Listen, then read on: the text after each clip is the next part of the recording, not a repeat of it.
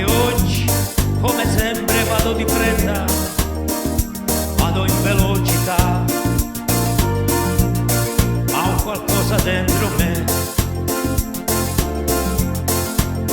che mi morde l'anima. È un vuoto pieno di infedeltà, ciampo nella verità, mi rialzo e continuo la strada finché ce n'è. Niente mi tiene fermo qua